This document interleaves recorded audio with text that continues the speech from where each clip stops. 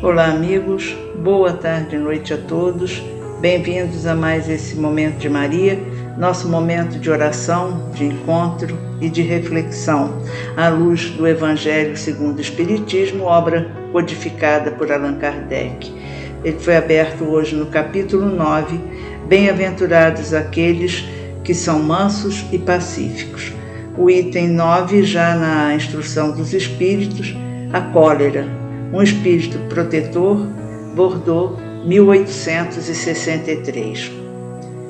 Levados pelo orgulho, vos julgais mais do que sois, a ponto de não suportardes uma comparação que possa vos rebaixar e vos considerais tão acima dos vossos irmãos, seja como espírito, seja em posição social ou em superioridade pessoal, que o menor paralelo vos irrita e vos fere. E o que acontece então? Ficais encolerizados. Procurai a origem desses acessos de demência passageira que vos igualam aos brutos e vos fazem perder a razão e o sangue frio. Procurai o porquê disso e encontrareis, quase sempre, por base, o orgulho ferido. Não é o orgulho ferido por uma opinião contrária que vos faz rejeitar as observações justas, que vos faz repelir com cólera os mais sábios conselhos? A própria impaciência decorrente das contrariedades, frequentemente fúteis, prendem-se à importância que cada um atribui à sua própria personalidade, diante da qual acreditais que tudo deve se curvar. Na sua impaciência, o homem colérico se volta contra tudo, desde a natureza bruta até os objetos que acaba por destruir por não lhe obedecerem. Se nesse momento ele pudesse ver-se a sangue frio, teria medo de si próprio, ou se acharia ridículo. Que julgue por aí a impressão que deve causar aos outros. Ainda que seja por respeito a si mesmo, cumpre-lhe esforçar-se para vencer uma tendência que faz dele objeto de piedade. Se soubesse que a impaciência e a exaltação não resolvem nada, que alteram sua saúde e até mesmo comprometem sua vida, veria que ele próprio é sua primeira vítima. Além disso, uma outra consideração deveria detê-lo. O pensamento de que torna infelizes todos aqueles que o rodeiam. Se tem coração, não sentirá remorso em fazer sofrer os seres que mais ama? E que desgosto mortal se, num acesso de raiva, cometer um ato do qual tiver que se arrepender por toda a sua vida. Em resumo, o homem que tem um temperamento colérico não deixa de ter certas qualidades no coração, mas pode impedi-lo de praticar muito o bem e pode levá-lo a praticar muito o mal. Isso basta para fazer esforços para dominá-la. O espírita deve ainda levar em conta uma outra razão. Ela é contrária à caridade e à humildade cristãs. Nesse momento nosso, de tantos desentendimentos, de tantas brigas, de tantas guerras, de tantas discussões fúteis, é um lembrete importante. Quantas e quantas vezes, por poucas coisas, por quase nada, nos irritamos, temos esses acessos de raiva, nos comportamos muitas vezes como umas crianças mal educadas, mal criadas, ofendidas. E o primeiro prejuízo, como nos diz aqui esse espírito protetor, é a nossa própria saúde. Nós sabemos o quanto tudo isso mexe com o nosso organismo, quantos hormônios são mexidos, como o nosso fígado reage a tudo isso. E depois nos perguntamos muitas vezes, mas por que eu estou com essa doença? Por que isso? Por que aquilo? Fruto da nossa própria conduta. O orgulho ferido é uma das grandes dificuldades que nós temos. É preciso que nós tenhamos um pouco mais de conhecimento sobre nós mesmos para podermos evitar esses verdadeiros surtos de raiva, de indignação que muitas vezes nos assolam. E nós vemos por aí, nas reportagens de todos os dias, quantos desentendimentos, quantas agressões por coisas ínfimas, quantos crimes são cometidos nesses momentos. Como ele diz aqui, se pudesse ver-se a sangue frio, teria medo de si próprio, ou se acharia ridículo. E quantas vezes depois a gente se pergunta, meu Deus do céu, o que foi que eu fiz, o que me deu? Então, é essa necessidade de nós nos conhecermos, sabermos quais são esses gatilhos, o que nos leva a esses acessos de fúria. Ele nos diz aqui claramente, orgulho, o fato de muitas vezes nos acharmos superiores aos outros, de nos acharmos melhores, de nos acharmos mais importantes que os outros, e os resultados é o que nós vemos nas nossas vidas pessoais e o que nós vemos acontecer nesse planeta. Tudo é motivo de briga, de desentendimento, porque todo mundo se sente ofendido por tudo e por nada. E aí tem esses acessos de cólera.